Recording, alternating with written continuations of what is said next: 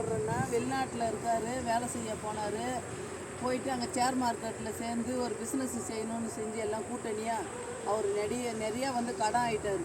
கடன் ஆகி இன்றைக்கி அந்த இடத்துல போன இடத்துல அவரை லாக் பண்ணிட்டாங்க. லாக் பண்ணிவிட்டு அவங்க இந்த கடத்தெல்லாம் கட்டிட்டு வெளியே போகணுன்னு சொல்லிவிட்டு அவங்கள வந்து அந்த இடத்துல வெளிநாட்டிலே நிப்பாட்டிட்டு இருக்காங்க. எனக்கு ஃபோன் பண்ணி சொல்லி, அம்மா எனக்காக ஒரு விளக்கு போடு, நான் அந்த இடத்துலேருந்து ரிலையன்ஸ் ஆகி நான் வெளியே வரணும், இந்த ராஜகாளியம்மனை வேண்டி போடுமா, அந்த ராஜகாளியம்மை என்னை காப்பாற்றிட்டோம், நான் வந்து உன்னுடைய ஆலயத்துக்கு என்ன செய்யணுமோ நான் செய்கிறேன்ம்மா அப்படின்னு சொல்லி அந்த பாலகன் அறிவாளகன் அவர் வந்து சொன்னார்.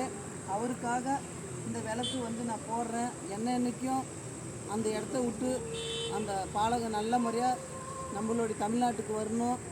தேனி மாவட்டம் பக்கமாக அந்த பக்கம் வடநாயகப்பட்டி பக்கத்துலையா அவர் நல்ல முறையாக வரணும். அதுக்காக இந்த பதிவு போடுறேன், இந்த விளக்கு போடுறேன். அவரை வேண்டி அந்த இடத்துல வெளிநாட்டுக்கு போனவர் திரும்பி நம்ம நாடு வந்து சேரணும், நல்ல முறையாக எந்த குறையில்லாமல் வந்து சேரணும். இந்த ராஜகாளியமாக அந்த இடத்த விட்டு சீக்கிரமாக வெளியே கொண்டாடணும். அழுகுறாரு சொல்லி, எனக்காக வேண்டின்னு ஒரு விளக்கு போட்டு தாயே அப்படின்னாரு. அவருக்காக வெண்பூசண கையில் விளக்கு போட்டு இருக்கேன். மிளகு உருண்டு வந்த மாதிரி அவங்க உருண்டு அந்த இடத்த விட்டு வெளியே வந்துடணும். அந்த ராஜகாளியமாக கட்டி காப்பாற்றுவா.